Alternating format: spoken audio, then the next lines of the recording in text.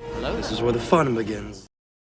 Hey there guys, Unofficial Star Wars here, hope you're all doing well, and in this video we're going to be talking about how Rogue One is going to be hitting theaters once again in an upcoming re-release. So without further ado, we're going to hop right on into this video here, talk about everything that we have going on here for Rogue One regarding that, and also what is also regarding Andor here and the spin-off show here for everything regarding that there as well. In this video we're going to be taking a read here from the director's article. As per usual, I'm going to have their full article linked down in the description down below for you guys to check out as well. As it reads, Star Wars announces a historic theatrical re-release for a Disney spin-off show.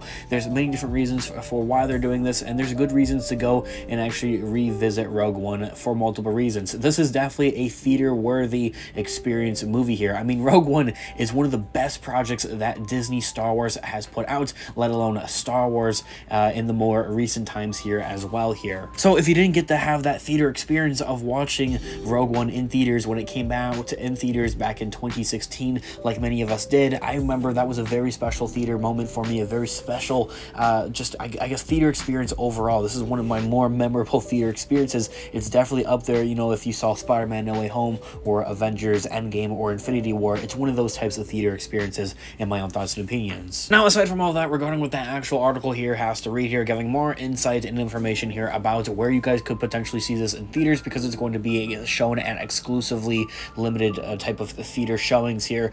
Andor is set to expand the story of the rebellion amid the threat of the whole might of the Empire during the Galactic Civil War during the original trilogy. The upcoming Disney Plus prequel series is set to revolve around Diego Luna's character Cassian Andor, who was one of the main characters of Star Wars Rogue One, and due to reasons, of course, as of how that movie ended, this is a prequel. The 12-episode adventure is expected to tackle the formative years of the rebellion, leading it to the notable missions to steal the Death Star plans that transpired in the Star Wars spin-off and led to Andor's death. Despite a slight delay in its release, the anticipation surrounding the Star Wars show has been high. Andor's trailers have proven the massive scale of the series here, tackling many subplots, such as Cassian's origins and the political side of the rebellion and the Empire's reign. There are so many cool story components that we're going to see unfold here, leading up to the events of the Empire here and the rebellion that we see in the original trilogy, which I, of course, amongst all the other Star Wars fans, were so excited to see this. While fans are waiting for the show's small screen premiere, a significant new update about Andor could further build the hype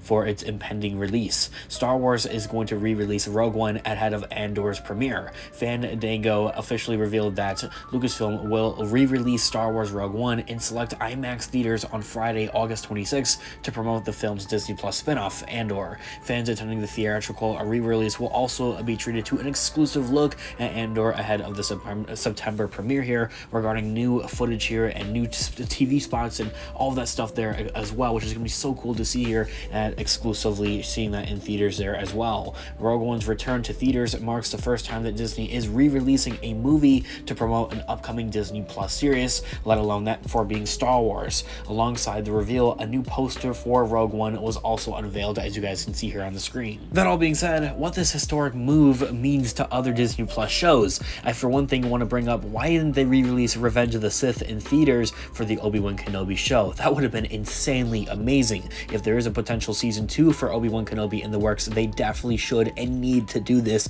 and they need to do it for a whole lot of theaters there as well. Obi-Wan Kenobi, of course, was shown in a few selective theaters, but it was very limited, and it was literally like 5 theaters, I feel like, in Canada. There was like nowhere else it was being shown, and it was only for like the finale of Obi-Wan Kenobi as well. Now, aside from talking about Obi-Wan Kenobi, talking about Rogue One and Andor here, Rogue One's re-release is a fitting way to celebrate Andor's upcoming Disney Plus premiere, while also allowing fans to relive the compelling story of the Star Wars anthology movie. This historic move essentially shows the faith that Disney and Lucas have in the Diego Luna series here, meaning that it has the potential to be a memorable hit on the small screen lineup of the epic space franchise, up there with the Book of Boba Fett or both of the seasons of The Mandalorian or Obi-Wan Kenobi. There honestly hasn't been a Star Wars show that I feel like, in my thoughts and opinions, that's been really horrible, that has flopped really all that much. much. And even though I guess I talk about it quite a bit here on the channel, and just his overall character of Boba Fett here on the channel quite a bit, because he's one of my favorite characters and he had such an amazing show,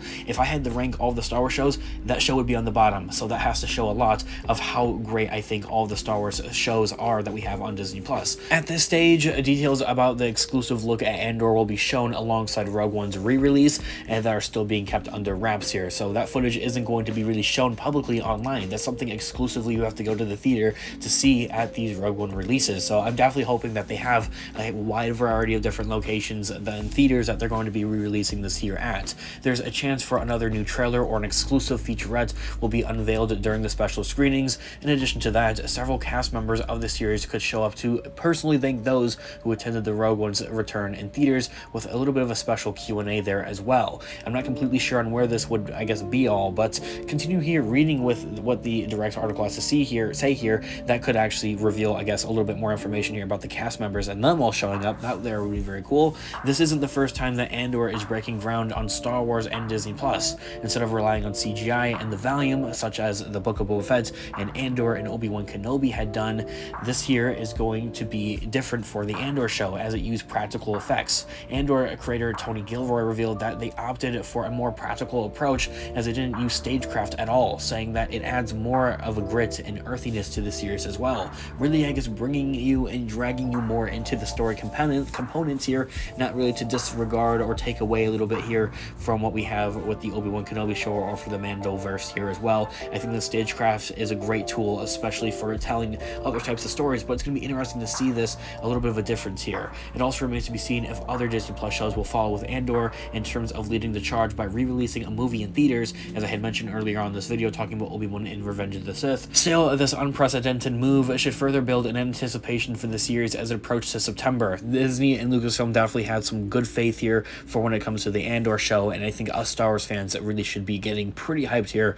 for this show. Regarding a little bit more here about the cast members here, however, that's where the article ends. As I had mentioned, I'm going to have that full article linked down in the description down below. The article doesn't mention anything further more about cast members showing up at any specific locations. And instead, I feel like that's kind of like just the article kind of throwing that one out there, saying, hey, cast members could show up at any given locations or at any given time there as well. Aside from all that, I want to know all of your thoughts and opinions in the comment section down below. Did you get to see Rogue One when it first initially came out in theaters back in 2016? If so, how was that theater experience? I'd absolutely love to hear what you guys all say in the comment section down below. And also, if you plan on going to see the re-release here of Rogue One, and also some stuff that you'd love to see here for the Andor prequel series here as well. I'd absolutely love to hear all of your thoughts and opinions in the comment section down below. Leave a like on the video if you did enjoy it, as it really does up the channel, and check out our official Star Wars from our Star Wars content, guys. Thanks so much for watching today's video. As always, may the Force be with you. I'll catch you guys in the next one. Peace out.